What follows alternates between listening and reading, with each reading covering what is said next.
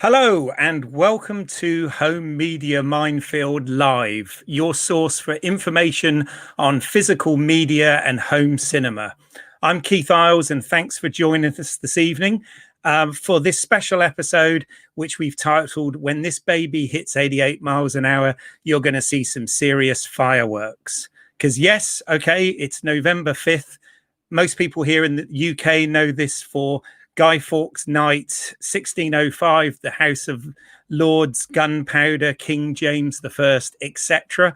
But in movie fandom, everybody knows that this is the date that in 1955, Dr. Emmett Brown invented time travel, and the date that Marty McFly travels from 1985 to. So I felt what better date to celebrate 5 years Back to the Future. But I'm not alone in this journey. I have some partners in time, as I'm calling them today. First up, filmmaker and Back to the Future fan and self-named mega geek himself, we have director Ian David Diaz. Hello. Welcome, Ian. Hello. Welcome. Wouldn't be the same without the mega geek, would it? Of course. And this is our favorite film as well, isn't it? It certainly is, or one of many. There we go. Yeah. But I can't believe we're celebrating 35 years of it. Amazing, hey? It makes me feel so old. Well, you're not the only one, mate. But you very kindly managed to get somebody else to join us today. I've got really great pleasure joining us from Los Angeles. We have the producer at Ample Entertainment, who actually produced the featurette Could You Survive the Movies Back to the Future. Welcome to the stream, Phil Lott. Hey guys. Yay! Thanks for having me. Phil, thank you so much for joining us. Really appreciate it. But we're going even further. I've even managed to get another guest actually joining us from the East Coast in the States. Again, somebody connected with the franchise in the fact that he is a director and a filmmaker that directed and produced the 2015 documentary Back in Time. Welcome, Jason Aron. Hey, Keith, how are you? And hey, pleasure to meet all of you. Thank you for joining us. It's a real pleasure. So this is great. Before we get to anything, I will just say that if anybody's out there is watching, if you have any questions for the guys, please put it into the comment section and I'll try and get to those. Also, while you're here, if you're into physical media, home media, movies and things of that nature, please do consider liking, subscribing to the channel and following on the social medias and all that good stuff. But I thought a good place to always start these things off, and I want to ask you guys each individually, is before we talk about your particular projects, could you tell us about how you first came across Back to the Future and what it means to you? And I think we'll start with you, Phil. Oh, it's good. Good question. I mean, it's because I can answer it in two ways. I think the first way, I think for a lot of us, is that it has always just existed. This movie, as long as I can remember, it was just there and it came at you from the TV. I remember I think it was probably a Christmas Day film. Maybe, Ian, you can remember. I think it was like a BBC Christmas Day movie at some point. Yeah. Definitely was an early VHS rental. I don't remember seeing it in the cinema initially. I think I've seen it in reruns later, but for sure I have. But I think it's when you have a skateboard that flies and you have a car that leaves like fire trails, I think that's something that any young boy is going to be interested in. So that's the first way is I can't actually remember the first. I remember watching E.T. in the cinema. I remember watching Indiana Jones in the cinema. I remember watching Star Wars in the cinema. I don't remember watching Back to the Future in the cinema initially because I think it was just part of our world. Fair enough. Good answer. What about you, Jason? Well, you could do the math. In July of 1985, I was 2 years old, so I did not see Back to the Future in the theaters. For me, I remember it was second or third grade. It was probably around the time that Back to the Future 2 was just hitting probably television and home video.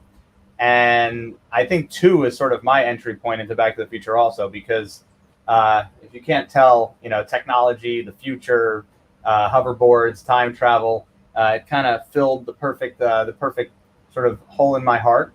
And I was obsessed with the movie. I used to have one of those my first Sony recorders, the little red thing with the microphone on it. And I had a friend in grade school, and we would go line for line and just do the entire movie and record it and play it back and listen to it. So I was always obsessed with that movie. It's by far my favorite trilogy. With nothing even comes close, and certainly in the top 10 of movies before this all happened. And after Back in Time, this will definitely be always hold the top position for obvious reasons. Nice, cool. And what about you, Ian? I saw it in the cinema, and I went to see my brother and my sister. And the reason why I went to see it was because I don't know if you remember the magazine Starburst, and he used to have Starlog as well. I remember obviously Indiana Jones, sort of Raiders of the Lost Ark and stuff like that. I was a huge fan of Spielberg, and I remember reading in Starlog that they were making Back to the Future, and even though Spielberg wasn't directing it, he was producing it and stuff like that. And then when I read the premise, I thought, this is a really good premise. So, and also at the time, I don't know if you remember, they had the camera. They were advertising that bloody camera everywhere, the JVC. It was everywhere. It was on adverts on TV. Yeah. And it was linked with the film and stuff. And because I was just, wanted to get into filmmaking, I thought, oh God, if only I had that camera. And then I went to see the film, and I was blown away by the film because it was so entertaining. It was. There wasn't a moment in that film that I was bored with at all. And it had that flavor of the 80s. You had that, then you had Gremlins, and then, you had that kind of feel. Yeah. Those kind of films that were happening at that time. You had Cocoon, you had, do you know what I mean? It was that kind of movie feel. Because when Back to the Future came out, you were like, you've got to go and see it, because you saw, I think it was film, when did it come out? With 1985. July 4th. Right, July yeah. 3rd, So sorry, you had in England, Phil knows this, and obviously Keith knows this. They had Barry Norman, and he showed a clip and stuff like that. You're like, you know what? I got to go and see that movie. And went to see the movie, and I thoroughly enjoyed it. And the rest is history, because it's a really good film. But when you think about it, though, I mean, mother and son, you know what I mean? It's a bit weird. Yeah. But, it's a bit weird, but we got to go past that. we'll get there. No, absolutely. Exactly. I mean, for me, I was still in, and I remember a bit like you, Ian. I was into thing that had Steven Spielberg's name attached to it, and I went with my good friend Wayne on a Saturday. We went there on our BMX bikes. Wow! Because we were still off the back of the ET stuff, and went to see it. And what a wonderful movie! I was just moved by it. I felt like, even as a kid, I felt like anything was possible. It really got to my heart, and I loved it when we got the other two movies a few years later, which was a little bit older at that point. So that's fantastic. Yeah, it's funny. I'm just thinking. As you're talking, Ian, I was just remembering what I think I remembered where I first was aware of it. I think it was a Saturday morning or a Saturday afternoon. They played one of those featurettes. Yeah. With my tiny connection with the film now. We'll go into that in a minute. But it was a behind the scenes, and it was Steven Spielberg sitting there talking about this film, and you see him on the set, and you see him in the town square pointing and doing that, and then where you were sitting. Yeah. Yeah. Well, here's the thing. I mean, obviously, we can talk and reminisce about the film, and a lot's been said about this film over the years, but I want to talk about your particular projects, because they are obviously very relevant to Back to the Future, I just wonder whether you could each tell us a little bit about how that project came around and how you got involved in it, please. I don't mind who starts. I think Jason's Jason, do you want to start? Yeah. Sure. So the irony of my project is where it started and where it ended up. I would have never thought when I started the project it would end up where it was. I just wanted to do a fan film. Basically, I got hired to do a very small film for a family. They were making just like a script that they wrote where the father took the son back in time to meet his grandparents and his great grandparents. It was very kitschy, not a big deal. But the father, who was kind of doing this over the top, he found the guy who had a DeLorean, and he rented the DeLorean for a day to shoot this film. So the day that we were shooting it, everywhere we went with this car, people were just stopping their cars and getting out and taking pictures. And I was like, wow, I've always loved Back to the Future. I've always thought the DeLorean is cool, but I can't believe how obsessed everybody is with this car. I mean, it was astonishing to see those reactions in person. And I said, wouldn't it be cool to do a documentary about this?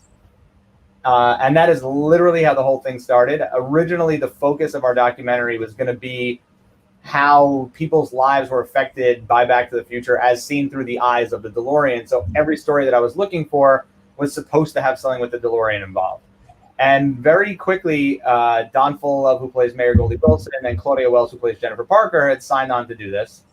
And we started reaching for the stars a little bit, and we reached out to Robert Zemeckis, who said yes very, very early on. And if this is not a lesson in filmmaking, I don't know what is. They had said, well, can you be here Monday for an interview? And this was in the first 3 months of us shooting.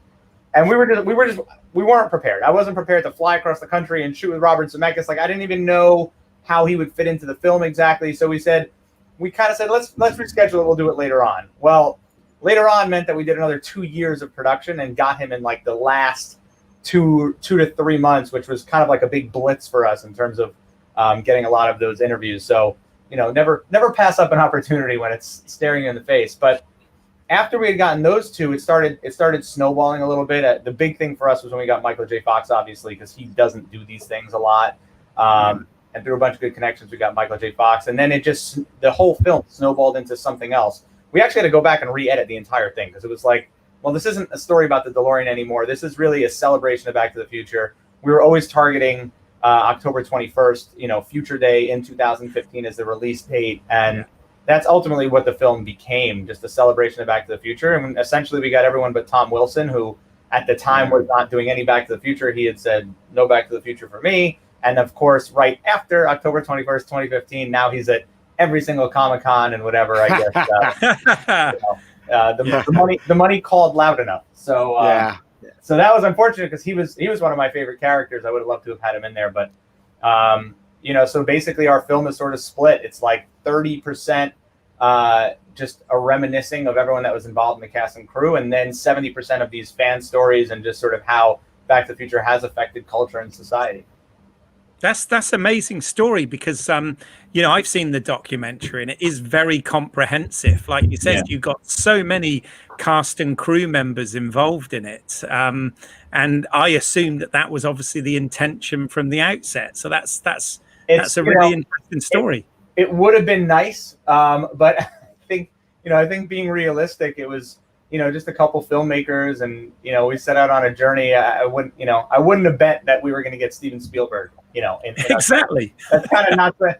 You don't just wake up one day and say, I'm going to call Steven Spielberg for my documentary. This should be no problem. So it was really it was a blessing where we ended up, and I think we just kind of hit the right wave at the right time, and then rode it out to the finish line. So it was great. Oh, fantastic. And Phil, with your project, do you want to, for our viewers and listeners out there, do you want to explain a little bit about the Could You Survive the Movies project, and then more specifically the Back to the Future episode? Yeah, for sure. So I run a television production company in Los Angeles and co-run. My partner would be angry if I didn't say that. And he wears the trousers. And so all of our shows are kind of been known for having a bit of a cinematic look, and we tell stories a little bit. We'd like to think we tell stories a little bit sort of visually and cinematically with sort of better music and better lenses and all that good stuff. And so a talent was brought to us, a guy called Jake Roper, who most of you may know from Vsauce 3. He runs that channel on YouTube, and I've seen a lot of his stuff because I just think he's fascinating, and I think his world is great. But he'd been basically shooting these things on his own with his best buddy in a room this size, and YouTube had asked us if we would consider helping him blow it out and make it into something bigger. And so we did, and we did an episode of Mad Max, which you should check out. It's pretty crazy. Seen it. It's good. Oh, thank you. We went out to the desert. I found this company it's loosely a company of people that go out and reenact Mad Max. And we went out there and essentially did this science show, which is about, could you survive the movies? The answer is pretty much no. Just Of course it is. But it's much more fun to demonstrate it by blowing the hell out of lots of things and crashing. Loads of dummies, yeah. Lots of dummies get it. So we shot that, and it was about a year before YouTube then picked up the series. And at that point, you're looking at what movies people want to survive, or want to look at Jake surviving or trying to survive. And Back to the Future kept coming up, but it was always a question whether the younger audience of YouTube, this Vsauce 3's audience, would respond to it, because it, frankly, I'm saying this with love and for the people on this podcast, kind of old. So we were pushing for it, and Jake was really pushing for it, the host, because it's timeless. Sorry about the pun, but it is a timeless movie, and we were very warmly surprised how many people we sort of polled. We sort of did a little poll, how many young kids knew about the movie, and the reason is their parents are us. It's forced down their necks, at a young age, because Dad loved it and Mum loved it, and that's what Christmas is. And that's I remember for us, it was definitely a Christmas movie you put on. And Die Hard, of course, which we also did. Then it was Raiders as well. They used to play right. When you made the Radio Times cover, it was going to be a good Christmas. Sorry, back to the future. And so we were, part of the. I think what Jake does incredibly well is he sort of finds like the 2 or 3 that we do. We can't do the whole film, of course. So you're trying to find 2 or 3 iconic things that you can do, so the fans will love it. People who don't know the movie would love it, and frankly, so that we can have a good time doing it, making it. Because for me, it was always, can we get onto the backlog? Can we get? And you did. It was touch and go, because with Mad Max, there's all sorts of. I live in America, so there's all sorts of legal reasons why you can't just go ahead and remake someone's film, because they own it. But we took a couple of liberties early on in the development, where we just moved ahead as if we'd have all permissions in the world. And as Ian, having worked with Ian a few decades ago, it taught me very well. Sometimes you just put your head down and say, I'm doing it, and the world figures it out and answers the question for you and agrees with you. And that's sort of what happened once we kind of got the ball rolling and started making outreach to Universal. They were super excited to be involved. They'd seen Mad Max, which helped. That year was helpful for that. And eventually they were like, so when do you want to use the backlog? And on the phone call, you have to kind of, you're meant to be professional, and you're meant to be a producer of notes, but you got to have a game voice that can hide the screaming 8-year-old boy.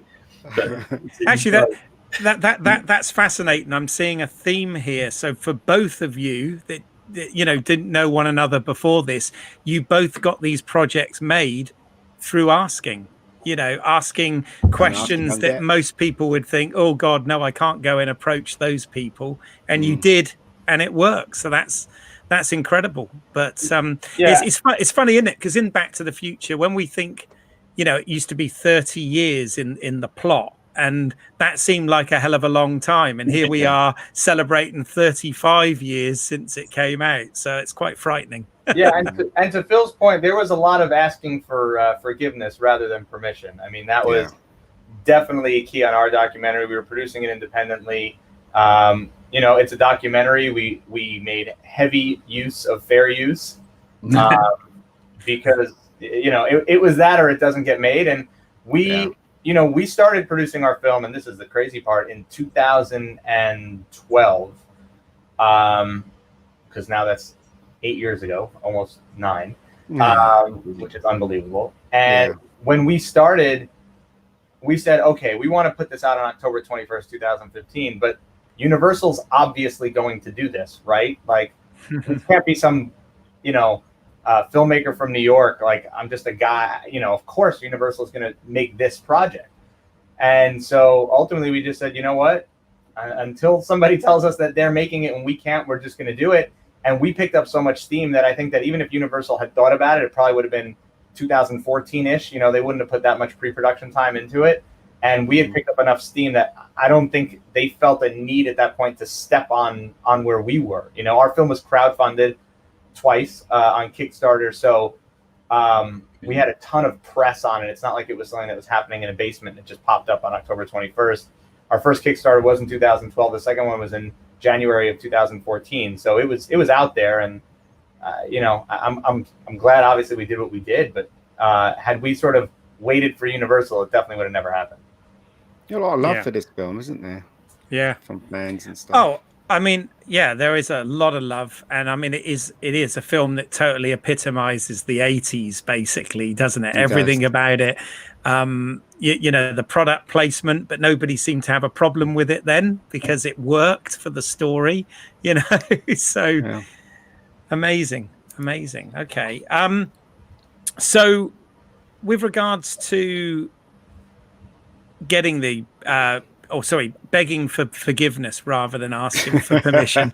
let me get that right. You were both very tenacious, and as a result, have something to be proud of to show. So that's fantastic. Can I also? One little tiny side story. I came over to LA. I think that's 16, 17 with a couple of buddies. We went to Universal, and I was determined to see the town square. And we couldn't see it because some dickhead was filming on it. And I had to say there was a bit of a moment when I was driving on set to the town square where we blocked it off, and we could see all the tourist buses going by, the backlot tour buses going by. And now I'm the dick that shut the square down for some other kid. So hopefully I inspired some other kid on that bus. You broke it. There you go. Did any of you guys go to the Back to the Future ride that was at Universal Studios?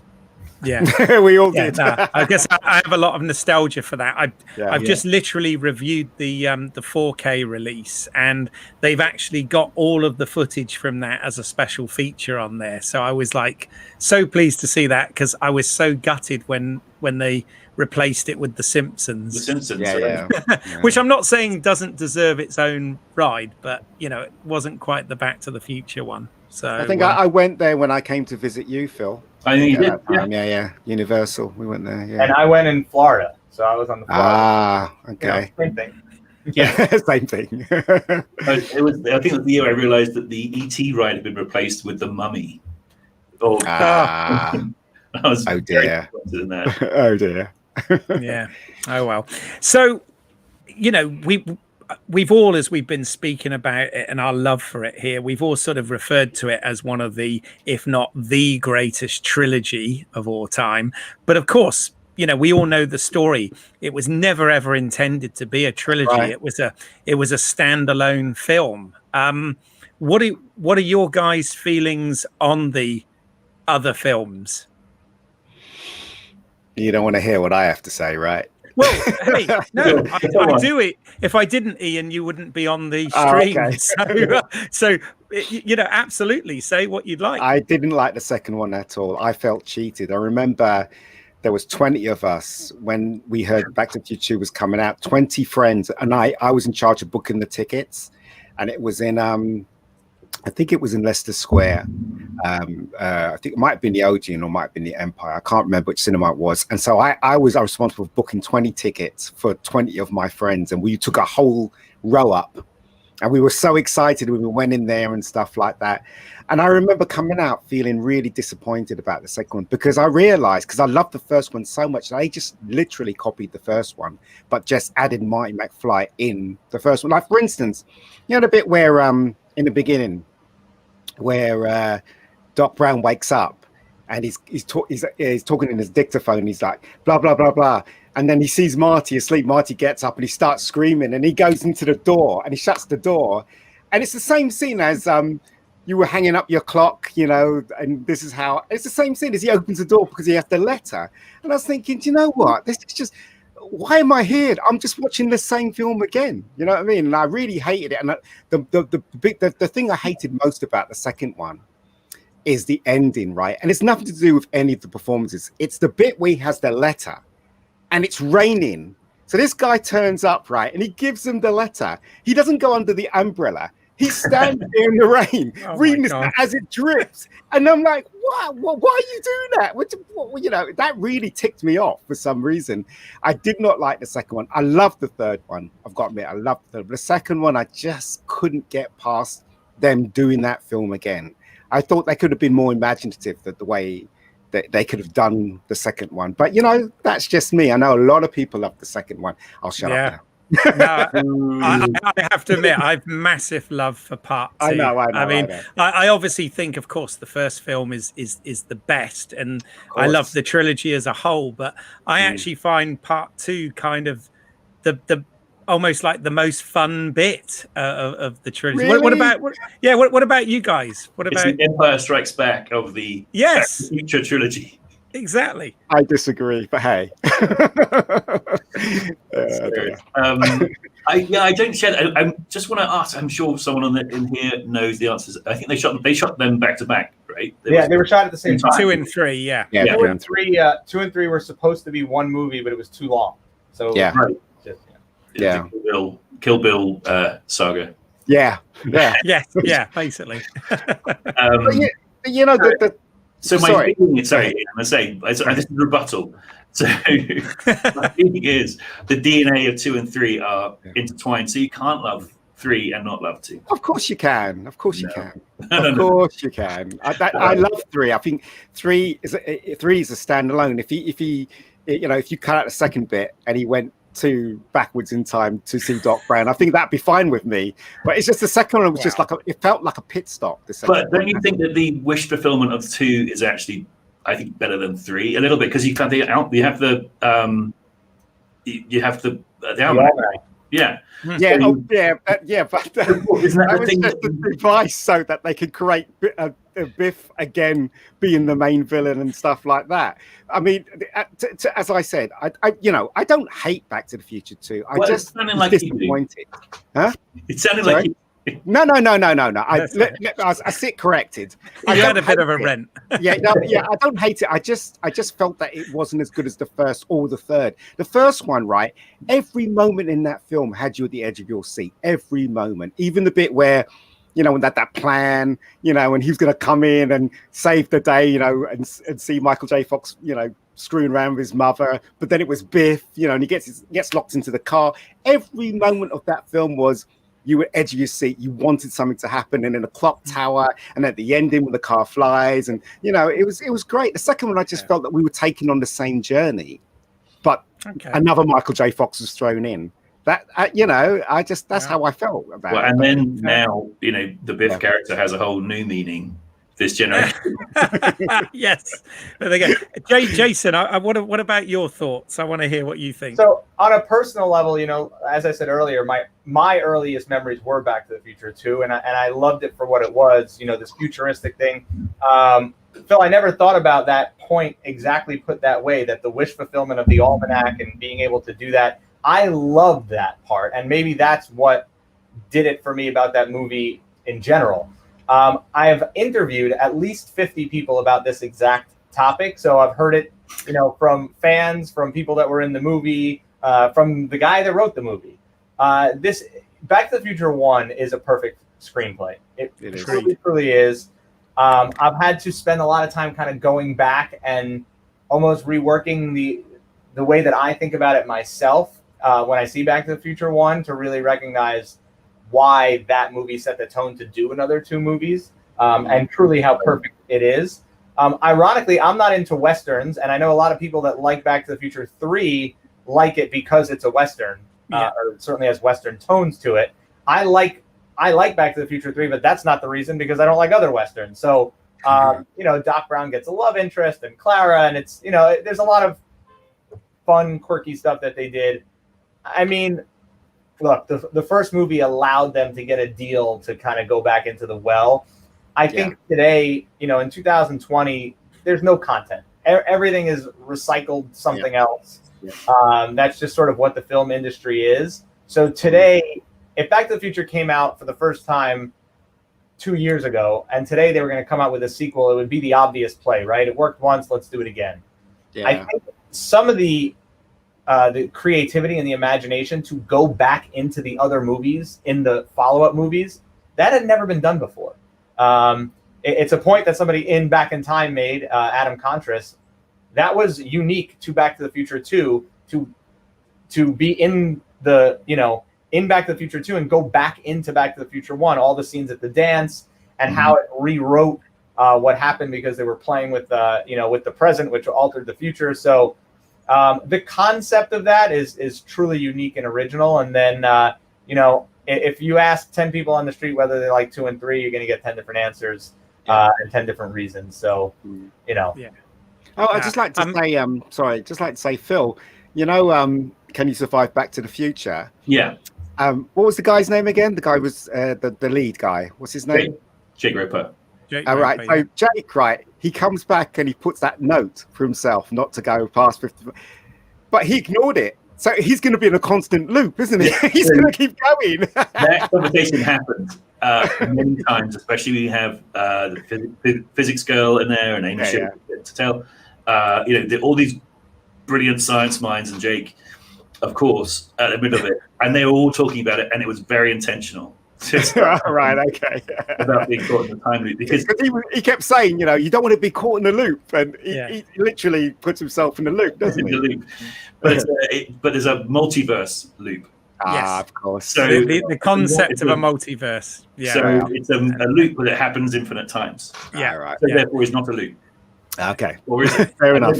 Jake is very engaging in that featurette. So just to got it here, and it's I got mine up here. UK cover. Look at that.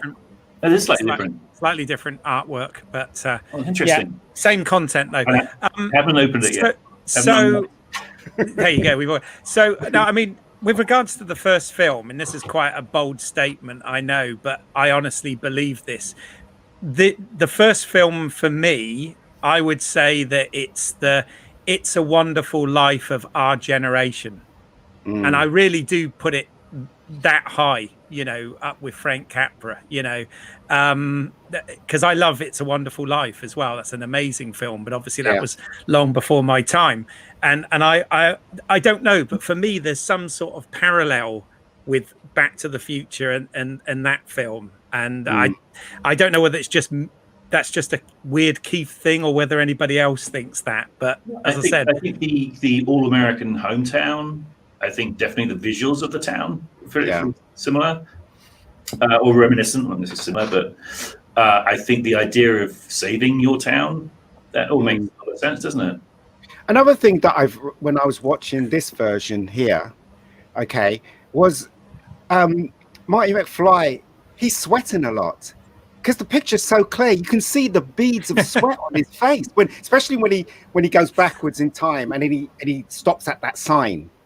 And obviously the car can't start again. And that's that shot where he's like that, and there's sweat pouring off his face. And I remember watching the cinema, and I didn't see any sweat, but this picture is so bloody clear.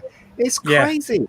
Well, if anything, it almost suffers through being so clear, because one of the things I brought up in my review is you can literally see things like the joins in the aging makeup and stunt men disguised as characters and all of that. But I mean, you know, as far as I'm concerned, that doesn't take away from how great the movie is, and it's never looked better than this version. So you know, and Keith, to your point, I mean, you know, Back to the Future, when you talk about it as being the It's a Wonderful Life of our generation, I mean, very few movies from the 80s hold up.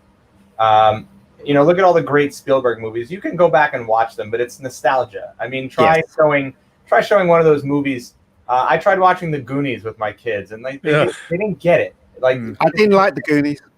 I've got to agree with you there. It's not one of my favorites. Not one of my favorites. Yeah. But like these 80s movies, they don't hold up, especially because, you know, once they started getting into special effects, early special effects were awful.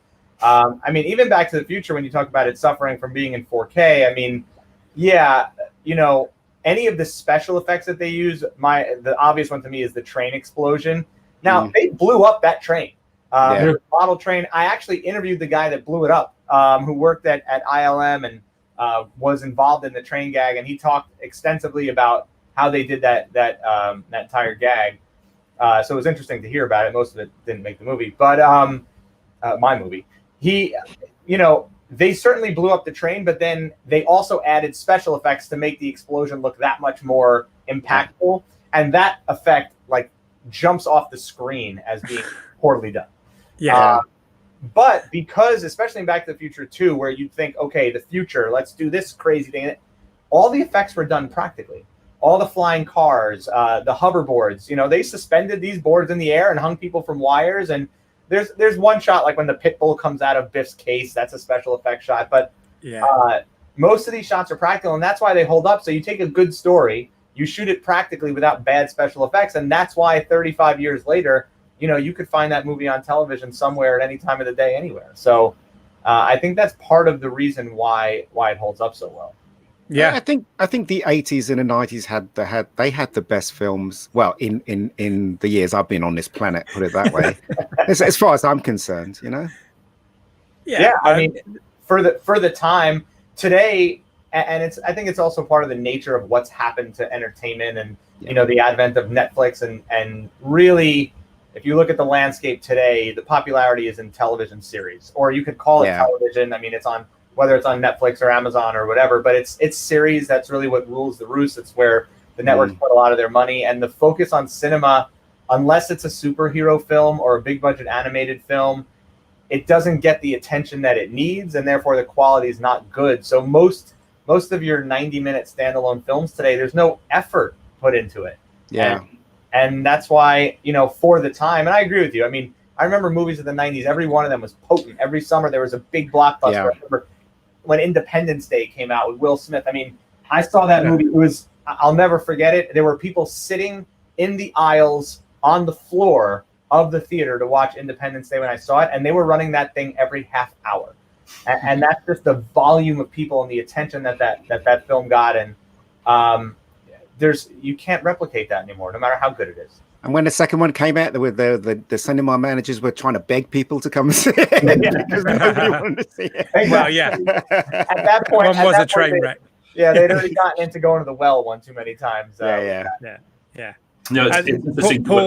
Paul Dulate there makes a good point, though. There's some wonderful movies in the 70s as well. Of course. So, you know, one of my favorite eras of film. I love the 70s movies. Bit more paranoia with your movies in the 70s. Yes, indeed. I mean, everything, when you think about it, everything about Back to the Future is positive. And I remember when it came out on home video, you know, really asking my dad whether we could rent it. And my dad is a big fan of Westerns, actually, strangely enough. And, you know, this kind of science fiction, comedy, time travel thing didn't really appeal to him. But let me tell you, within 5 minutes of the film being on, you know, he enjoyed the Huey Lewis song straight away. So that sort of pulled him in. But within 5 minutes, he was hooked, and he just thought it was just an amazing movie. So, you know, it just so shows you how broad and universal it is. Look how weird things have changed these days. I mean, Marty McFly comes out and he grabs onto that truck on his skateboard and he starts skating. Today, if you wrote that in a script, they'll say, "Nah, you can't do that." Kids will try and copy that and stuff like that. The whole playing field and the way of thinking has changed. It's really weird today. Bob Gale said that to me when I interviewed him. He said, "Could you imagine we wrote a script about somebody falling in love with his mother? That would never fly." And how about all the questioning that people would do about Marty's relationship with Doc? You have this high school kid who's friends with a man in his 60s. Like, you could never do that today. And then when they wrote it into the script, there was no perceived impropriety. Nobody questioned it. It was just of the time, and it worked because of that. I'll tell you one thing I really loved about Back to the Future, the way it was directed, and I learnt certain things from this. I realized he was just kind of mirroring Spielberg stuff, like the single shots where they're in their school hall and they're both walking together, and then one person leaves the frame and we're stuck on the other person, and the other person comes back in the frame, and then all that stuff. That kind of direction's lost today. Yeah, you're right. I mean, that direction really works, and it's a signature through the whole trilogy. But apparently, one of the reasons, according to one of the commentaries or one of the Q&As, one of the reasons they actually came up with that was because of the extreme height difference between Michael J. Fox and Christopher Lloyd, and it was a way of keeping them interacting in a scene without having to have him stood on an Apple box and all that sort of stuff. And also, you had a very experienced Dean Cundy, who, I mean, just check his IMDb, who's the director of photography, and Robert Zemeckis, who had literally one hit before Back to the Future. And, Dean's work kind of, I think Robert Zemeckis took a lot from Dean Cundy and their relationship on set. Also, just a small note, I got kicked out of a classroom because of Back to the Future, because of that scene. I couldn't afford to go to film school, so the government had these courses where you could go on these courses to learn how to use pneumatic tapes. Remember them?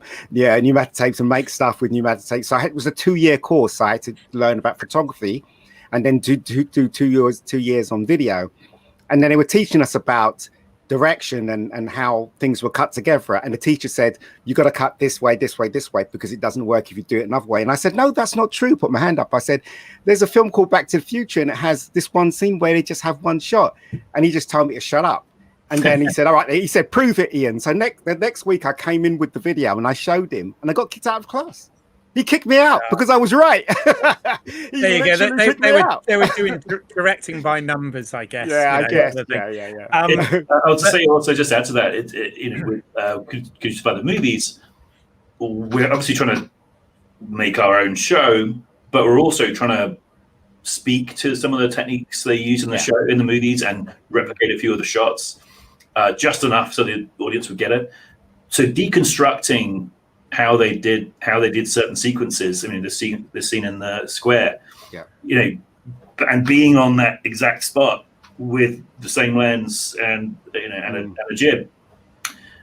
You could have. I've actually felt like we were figuring out the same problems that Andy and Zemeckis had been on that exact spot.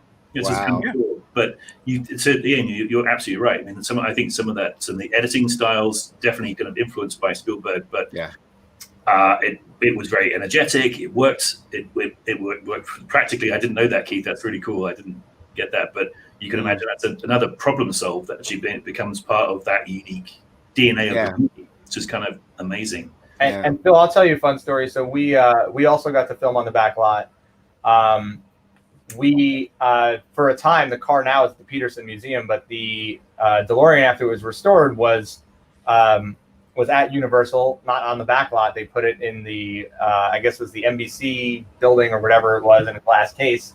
So we filmed there and then just got a little B-roll of Universal for that scene. But after the documentary came out, we were going to do a tour, and so we filmed a commercial on the back lot. So they basically gave us carte blanche access to the back lot. They said, do whatever you want. And so I had Bob, Claudia, and Don come do this commercial for us. And again, it was those same type of feelings, like I'm filming on the back lot with characters in Back to the Future. This is crazy. And trying to recreate some of the, amusement of some of the shots in this little 90-second commercial that we did. But one of the things that happened was planes kept flying over the backlot. And I said to Bob Gale, I said, how did you guys shoot this with planes flying over all day? He said, yeah. And how about the fact that we had to shoot at night and we were shooting day for night, and you realize like what it took to, to actually get this thing done because of something that small, the noise of just planes coming overhead, and it's truly unbelievable how they did that film. No, I mean, no, absolutely, and it's a wonderful, craftsmanship in that film. I remember just from the sort of 80s as well, and the character. I remember it being interesting because as a kid, up until that point, my sort of, like heroes on screen had been people like Dirty Harry or James Bond or Indiana Jones or stuff like that, and it was kind of cool to suddenly have this character that was he was a few years older than I was, Marty McFly, and I thought he was cool because he could drive and because he could ride a skateboard and all this, and it was quite interesting how it changed that whole hero dynamic from the sort of dark tough guys. Yeah, exactly. But I remember I was I wanted to get the trainers. I couldn't afford them, but I wanted to get the Nikes, or I wanted my parents to get me the Nikes because I was a kid, and they couldn't afford them. But and all that stuff, and I wanted the camcorder. I wanted the camcorder. I have to admit, the only thing for me that stops, and it's nobody's fault, it's just one of those things, but that stops the whole trilogy from being perfect is and I love Elizabeth Shue, by the way. Yeah, I knew you were going to say that. Is the fact that they had to change Jennifer Parker, and I realized it was because Claudia Wells went to look after her mum who was sick and all that, so it was it was unavoidable and it was for good reasons. But that's the only sort of continuity thing that bugs me, because I know they tried to make her look Marty's the same. Dad? They got round that though. They got round that. That's not so jarring to me. I missed him though. Of course I missed him, but that's a whole nother, quite contentious story, isn't it? Yeah. So with Crispin Glover, but he was so good in the first one. You guys got to admit he was a very, very different type of actor, wasn't he? He was all hands, and he was all very weird and. And it worked so well, and then he's a completely different person at the ending when he walks through the door, when Mike goes, forward in time and he's with his, with his wife, Littlefinger, and he was like, a real, really in charge, wasn't he? Yeah. The irony is obviously, Claudia's role in the first film, if you think about just how many lines she has, if you look at it purely from an overhead, she had a very small role. Yeah, because once Marty goes into 1955, she's gone. She's not a part of the storyline in any way. He comes back and she's there. The irony is that her importance to the film is much greater than her role, because what is Marty's goal in the film? It's to take his girlfriend to the lake. I mean, that's what the whole thing comes down to. He's got to get out of 1955 just to take his girlfriend to the lake, and that's all. Dan Harmon in our documentary, he calls Marty like the perfect protagonist. Like there's no flaw, which is interesting why the character works so well. But so Jennifer's not really a part of the script. And then when they lose Claudia Wells and have to shift to Elizabeth Shue, I mean, Elizabeth Shue was huge, right? She was one of the big female stars of the 80s. So they actually wrote her into a much larger part of the script in part 2. She's there, she meets herself, she passes out. I mean, the whole thing. And you wonder with Crispin, because, Crispin's a huge part of the original Back to the Future. I don't think losing Claudia changed the way that they wrote the script for Back to the Future Part 2. Losing Crispin Glover undoubtedly did. I mean, if they had Crispin Glover for the second and third movie, what would his role have been? How would Back to the Future have been different? And that's something we'll never know. But it's in another timeline. It sure is. I really these live streams usually tend to be sort of feature length, but I'm very conscious of the fact that, and I'm very grateful as well of the fact that you guys said you could give us about an hour, and we're sort of approaching the 50-minute mark at the moment. What I really want to give you the opportunity to do before we wrap up is please, you know, let us know about any of your other work, what you're working on next, you know, where people can get in touch, etc. So I want to make sure you've got the time to do that before we run out of time, which is we're out of time. Yeah. Yeah. Jason, do you want to start? Sure. So in addition to documentary work, I do a lot of live broadcasting. And of course, one of the things that's happened during this worldwide pandemic is that the need for remote broadcast has exploded. So I spend most of my time directing live events, and a lot of that are live streams and remote interviews and live stuff like this, which you can find. So I work for a company called Malka, M-A-L-K-A, and we're online, malkamedia.com. I run our live and broadcast department, and that's filling my time and my free time too. And what about the documentary? Because I'm sure you know we've got some viewers on now, but also this will go out as a video cast following this, so hopefully people will come across it. If they want to see this documentary, where can they currently find that? That's a great question. So it was on Netflix worldwide for 3 years, so that was always the easy answer. That's where I saw it. Yeah, that's where I saw it on Netflix. Then after the 3 years, so in 2018, it went to Hulu, and then I don't think it's on Hulu anymore, and I found it by accident on YouTube. So I know that right now it's available to watch for free on YouTube. You do have to watch with ads. Not my rules. I don't make the rules. That sucks. Or if you want to shell out, you know, $2 or $3, you can rent it wherever you rent movies. You know, iTunes, Amazon, whatever. So one or the other. Well, I hope people decide to rent it because presumably that's what you need to happen, right? Well, it doesn't hurt every couple months.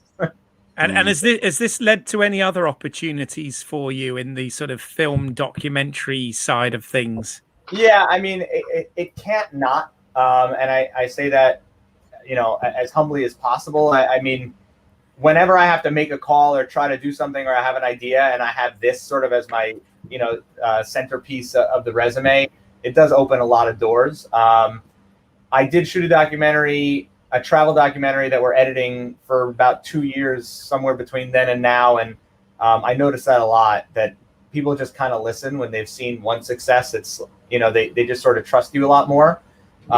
So I think naturally it's definitely become a calling card.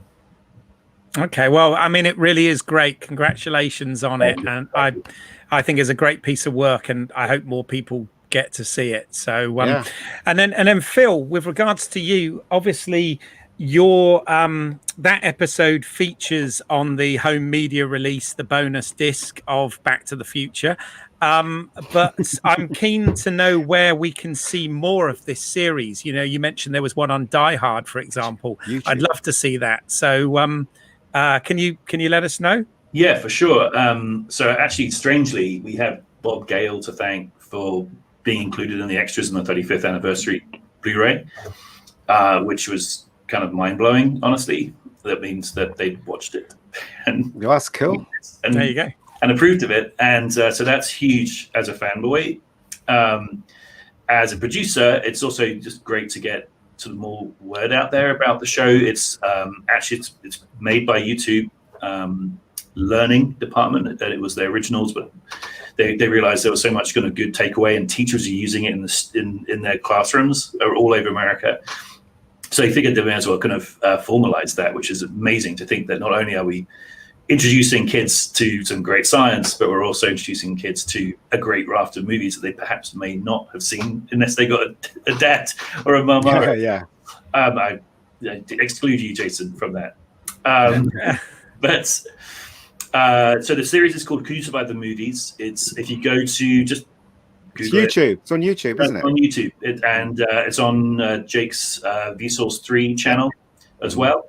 That's where they housed them. But we shot Mad Max episode, then we shot a series of 6. This is Back to the Future is one of them, and I can reveal it here to us friends. We are about to start shooting season 2. and there'll be a raft of movies. So, congratulations! Thank you so much. So we're thrilled and super excited, and the raft of movies is pretty awesome. So, and as with Universal being so helpful and amazing on this episode, the studios have now embraced the series, and so we're getting remarkable access. This is incredible. Fantastic. Oh, that's great, because I mean, it is the perfect sort of blending of film and education, isn't it? All in one. So it really is, and made by people who absolutely freaking love these movies. So yeah, there's so much love in them. And what is also cool about it, and sort of super weirdly meta and fitting, is that as I was saying at the beginning of the podcast, the stream, I was introduced to Back to the Future by seeing an extra, like a DVD extra. My show is now on a DVD extra, and what's cool about the series is that we also shoot, as part of the package, 2 behind the scenes episodes for each episode. So, and I think frankly some of them, for the more geekiest of us, are as interesting, if not sometimes a bit more interesting than the show. Not interesting, a bit more kind of mind-blowing to see how we do it. Yeah, but you got that, haven't you? On YouTube, I saw the making of that episode on YouTube, and I was like, "That's Phil. What's he doing?" I need to check that out. Check out the show, but check out the behind the scenes also. Yeah. Okay. Well, what I'll do is I'll try and include links in the show notes when this goes out, so that people can find it and get in touch. And Ian, what about you? What's next for you at the moment? Do you want to tell us about some of your work and where people can find it? Not much, because we're in lockdown, because England's in lockdown now. But I've made movies. There's a film called Bad Day, which is on my Rebecca Gold channel. You can watch that. It's a 10-year-old film. Me and Al made that film, as Phil knows. That was our first venture into digital video at the time. You couldn't have a little thing. You had to have a big drive on top of the camera. I don't know if you remember that. So it's a really good film, and it's got the making of. And plus, I made a web series called Rebecca Gold. It's only 5 episodes. That's actually done really well. Not viewer-wise, but I've got a lot of people that's interested in it. I've got a producer that's interested in it, that's talking to TV channels. But it all stopped because of the bear bug. So so I'm just waiting for this bear bug to go away so we can commence moving. But that's me. Fair enough. And for anyone interested, I do home media reviews, unboxings, etc. In fact, interestingly, the Back to the Future unboxing has been the most popular video that I've got up at the moment. But it was also released today, a full review of the 4K, where I look at picture, audio, and special features across the range, and some of the exclusives, etc. So please do check that out and subscribe to the channel and like and spread the word and all of that good stuff. And it just leaves me to really thank our guests for today. I really appreciate you guys coming on and spending your valuable time to help my small channel and generate some interest. So I really do appreciate it. It's always fun to talk Back to the Future, and I wish you guys a good day. So and to the listener, we're almost out of time. We are out of time. But I do thank you for listening, and remember, in the words of Doc Brown, if you put your mind to it, you can accomplish anything, right? So ta-da! Bye guys. Bye. Thank you. Thanks very much. See ya.